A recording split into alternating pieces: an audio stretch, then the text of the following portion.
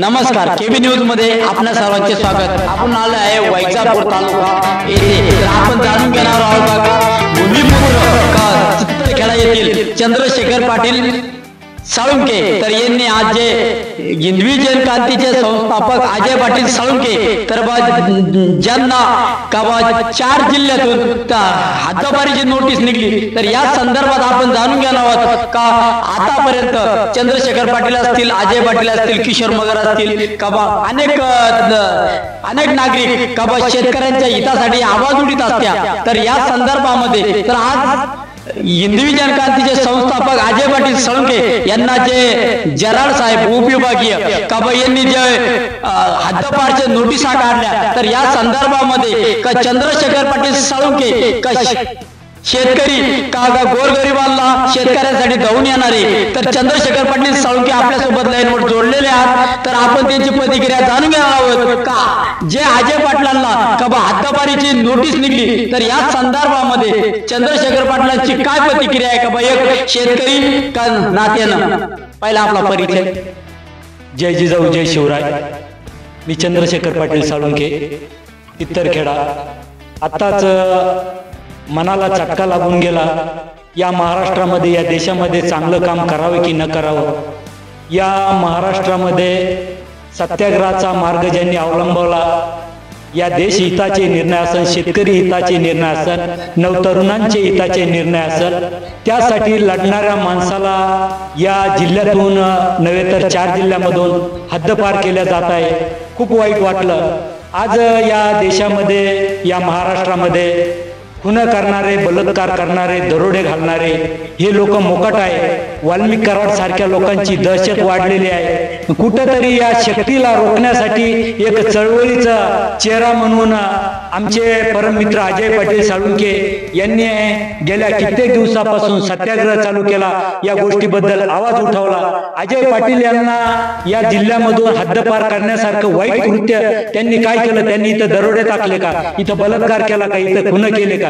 यांनी तर इथल्या जनतेच्या आसू पुसण्याचं काम केलं। ज्या वेळेस शेतकऱ्यावर आसमानी सुलतानी संकट आले, त्या वेळेस या माणसानं लढण्याचं काम केलं। ज्या वेळेस मराठा आरक्षणाचा प्रश्न आला असेल, त्या वेळेस लढण्याचं काम केलं। ज्या वेळेस गो हत्येचा प्रश्न असेल, गो मांस विक्री होत असेल, गो हत्या होत असेल, गो तस्करी होत असेल, ती रोखण्यासाठी हा माणूस रात्रंदिवस पायाला भिंगरी लावून फिरत राहिला आणि त्या माणसाला आज या जिल्ह्यामधून हद्दपार केलं। त्यांचं काम चांगलं होतं आणि कुठेतरी इथल्या राजकीय नेत्यांच्या डोळ्यामध्ये ते सलायला लागलं। या मागचा हेतू मला कळालेला आहे की अजय पाटील यांना या जिल्ह्यातून हद्दपार करण्याचं एक मुख्य कारण आहे। मी या तालुक्यातील जनतेला आव्हान करतो, सांगू इच्छितो की अजय पाटलासारखा माणूस सर्वसामान्याच्या काळजामध्ये, जनसामान्यांच्या काळजामध्ये घर करून बसलाय। यांना धाक वाटायला लागलाय। आताच्या सध्याच्या एक्झिट पोलनुसार, जनमानसाच्या मतानुसार की येणारी जिल्हा परिषद, पंचायत समिती, ज्या स्थानिक स्वराज्य निवडणूक आहे, त्या अजय पाटील यांनी त्यांच्या स्वबळावर पूर्ण तालुकाभर, जिल्हाभर माणसं उभी करावी आणि एक सामान्यांचं नेतृत्व करून एक भूमिपत्र गावगाड्यातला, या मातीतला सर्वसामान्य माणूस निवडून आणावा, यासाठी त्यांच्या मागं या जिल्ह्यामधील लोकांनी हट्टाच धरला। आणि त्यांची ताकद पाहता इथल्या तालुक्यातील ज्या राजकीय लोकांचा हस्त आहे, ज्यांचा वरद हस्त आहे, त्यांनी कूट कारस्थान करून अजय पाटील यांना येणाऱ्या स्थानिक स्वराज्यामध्ये एक उग्र रूप पाहायला भेटणार होतं, म्हणून त्यांना वेळीच पाय लगाम घालून या जिल्ह्यातून हद्दपार केलं। आज मला तर या लोकांची कीव येते।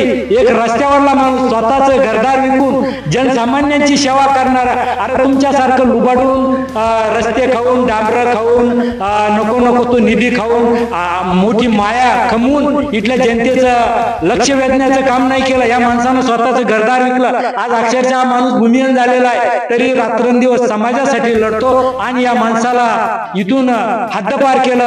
तरी ज्या लोकांचं याच्यामध्ये हात आहे, त्यांचं पितळ आम्ही लवकर उघडं पाडणार आहे। हे किती ढोंगी आणि किती मतलबी आणि किती स्वार्थी स्वार्थी आहे, एक समाज हिताचं पांघरून, एक धर्माचं पांघरून त्याच्यामध्ये एका यांच्यामध्ये या पांघरुणाच्या आत एक खाटीक लपलेला आहे आणि एका चांगल्या माणसाला आज सुळावर चढवण्याचा प्रयत्न केला. तुम्ही असे कितीक माणसं सुळावर चढवणारे? तुमच्यासारखे स्वार्थी लोक या तालुक्यात असतील, पण तितके चांगले लोकही या तालुक्यात आहे. स्वतःच घरदारावर पाणी 3 वंजुळी पाणी सोडून समाजासाठी जगणारे लोक आहे. आज अजय पाटील गेले असेल, परंतु हे काम थांबणार नाही. उद्या आज अजय पाटील तडीपार झाले, उद्या आम्ही तडीपार हो, पण आम्ही हे काम करीत राहणार आहे. तुमच्यासारख्या बेगडी लोकांचा चेहरा आम्ही थोड्याच दिवसामध्ये जनतेसमोर आणणार आहे. हे समझने वाले को काफी है, जिन्होंने अजय पाटिल को बार बार त्रास दिया, उनको ये मेरा मैसेज है. हम रुकने वाले नहीं, जल्द अपना वस्त्र हरण हम करेंगे. यही ये लाइव के माध्यम से आपको हम ऐलान करते हैं. जय जिजाऊ, जय शिवराय. नाही पाटील, मला असं म्हणायचंय का बाबा, अजय पाटील आतापर्यंत गोरगरिबांच्या हितासाठी,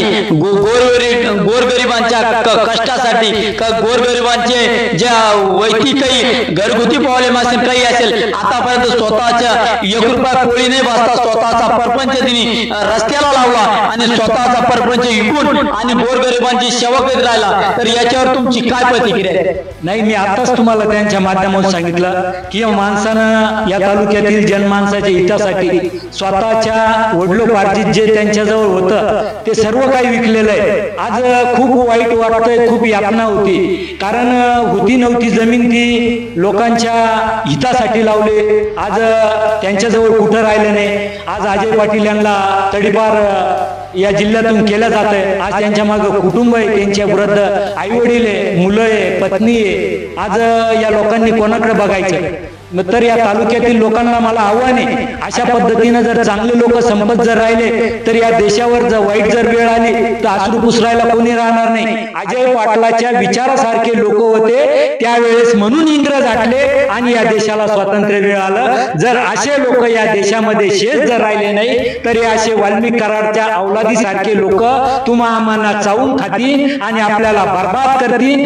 एकीकडे एक साधूचा वेश घ्यायचा, परिधान करायचा, पण आतून यांचं सगळं मन बरबटलेलं आहे, जनतेला लुटण्याचं काम करताय. आज आपण सरकारची भूमिका पाहिली, किती खोटारड आणि लबाड सरकार आहे. निवडणुकीच्या जाहीरनाम्यामध्ये, वचननाम्यामध्ये यांनी सांगितलं की आम्ही शेतकऱ्याला कर्जमाफी देतो आणि आज सत्तेत आल्यानंतर हे सरकार ठेंगा दाखवायला लागलेलं आहे. म्हणजे असे स्वार्थी दलाल या देशामध्ये निर्माण झालेले, या महाराष्ट्रामध्ये निर्माण झालेले, आणि या स्वार्थी दलालांना चळवळीमधले आक्रमक चेहरेचे संपवू शकतात आणि आक्रमक चेहरेच्यांचं पुतळ उघड करू शकतात. नाहीतर चाटुगिरीचे सगळेच लोक जर राहिले, नेताही चाटुगिरी करणारा आणि जनताही चाटुगिरी जर करत राहिली तर या देशावर वाईट वेळ यायला जास्त उशीर लागणार नाही. तरी अजय पाटलासारखे माणसं या महाराष्ट्रात, या देशामध्ये जिवंत राहिले पाहिजे, तरच एक क्रांतिवादी विचार आणि पेटणारा ज्वलंत क्रांतिकारी कार्यकर्ता इथं जिवंत राहू शकतो. जर अशा पद्धतीने चांगल्या लोकांवर जर अशा तडीपारीच्या जर नोटिसा निघल्या तर चांगलं काम करण्यासाठी कोणी पुढे धाजावणार नाही. हा माणूस कुठे रस्त्यावर अपघात झाला, काही जर झालं तर स्वतःच्या गाडीमध्ये टाकून स्वतःच्या पदरचे पैसे खर्च करून अक्षरशः या तालुक्यातील लोकांवर या माणसानं विलास केलेला आहे. स्वतःची एवढी पंचिती असून, कुठेही काही नसताना, उद्योग नसता, धंदा नसताना स्वतःच सगळं विकून या तालुक्यातील जनमानसासाठी लावणारा एक चेहरा आज या जिल्ह्यातून तडीपार केला जातोय. माझ्यासारख्या सामान्य माणसाला या गोष्टीच्या खूप यातना होत आहे. अजय पाटील, तुम्हाला कोणी तडीपार केलं, कोणाच्या सांगण्यावरून झालं, हे सगळं तालुक्याला माहिती आहे आणि त्या माणसावर एक दिवस वाईट आल्याशिवाय राहणार नाही. चांगल्या माणसाला आत टाकल्यामुळं, एवढं मी सांगतो. मी केबी न्यूज साठी संदीप गायके, वैजापूर. मध्ये जसं कमळ उमलावं त्याप्रमाणे या भागातील गायींची सेवा असो, समाजाची सेवा असो, शेतकऱ्याची सेवा असो, स्वतःचं घरदार विकून या परिसरातील जनमानसाची सेवा करणारे आपले अजय पाटील साळुंके यांच्यावर या तालुक्यातील राजकीय लोक असेल, त्यांनी काही कारस्थान केलं असेल, कायद्याच्या माध्यमातून झालं असेल. आज त्यांच्यासाठी एक खूप वाईट दिवस असा उजेडलेला आहे. या भारतामध्ये, या महाराष्ट्रामध्ये पांढरे कपडे घालून चोऱ्या करणारे दरोडे यांच्या समोर आपण नतमस्तक होत आहे. आणि जो समाजासाठी आपलं स्वतःचं घरदार, लेकरं बाळ उघड्यावर टाकून सरपंचाची पूर्ण हानी करून आज त्याला या संभाजीनगर जिल्ह्यामधून हद्दपार करण्यात आलेलं आहे. संभाजीनगर नव्हे तर 4 जिल्ह्यामधून या माणसाला हद्दपार केलं. या माणसानं असं वाईट कृत्य कोणतं केलं, या माणसानं कुठं बलात्कार केला का, कोणाच्या जमिनी हडपल्या का, कुठं दरोडे टाकले, त्यामुळे या माणसाला हद्दपारची नोटीस दिली आणि 4 जिल्ह्यामधून हद्दपार केलं. या माणसानं काय केलं, शेतकऱ्यासाठी आवाज उठवला, जनसामान्यासाठी आवाज उठवला. नवे नवे या इथून कत्तलखान्यामध्ये जाणाऱ्या गायी अडवल्या, ते गोमांस अडवण्याचं काम केलं. परंतु या माणसाचं काम पाहून 24 तास आपल्या प्रपंचाची राख रांगोळी करून या समाजासाठी लढणारा, सर्व प्रपंच वाऱ्यावर सोडणारा, इथल्या राजकीय लोकांच्या डोळ्यामध्ये कुसळ जसं सलतं त्याप्रमाणे ते सलतं आणि त्यांची उचलबांगडी करून अक्षरशः या 4 जिल्ह्यामधून त्यांना हद्दपार केलं. या गोष्टीचा आम्ही लवकरच पाठपुरावा करणार आहे आणि यामध्ये कोणाचं षडयंत्र आहे, कोणाचं पोट चुकलं हे जागा नाही. परंतु आम्ही येणाऱ्या काळामध्ये याचा आवाज उठवणारे आणि जसे या वाल्मिक करारसारखे हरामखोर या समाजात आहे, तशी या तालुक्यामध्ये ढवळे कपडे घालून चांगल्या माणसाला जिल्ह्याच्या बाहेर पाठवणारे लोक आहेत, त्यांना लवकरच आम्ही चव्हाट्यावर आणणार आहे आणि त्यांचं भांडं फोडल्याशिवाय राहणार नाही. हेच या राजकीय व्यासपीठ नसून या आध्यात्मिक धर्माचं रक्षण करणारा माणूस कुठंतरी जिल्ह्यापासून हद्दपार केला, हे एक धर्म व्यासपीठ आहे म्हणून मी इथं सांगतो. इथं राजकीय आखाडा म्हणून मी आलेलो नाही, हे धर्म व्यासपीठ आहे. इथं आत्ताच संतांनी सांगितलं की गोचं रक्षण करा, आत्ताच कालेच्या कीर्तनांमधून गायीचं महत्व सांगितलं आणि त्या गायीचे प्राण वाचवण्यासाठी हा माणूस हा रात्रंदिवस झटत आहे आणि त्याला हुसकावण्याचं काम इथल्या पापी षडयंत्री राजकारणी लोकांनी केलं. त्यांचं लवकरच आम्ही भांडं फोडणार आहे आणि त्यांना लवकरच त्यांची जागा दाखवणार आहे. जय गोमाता.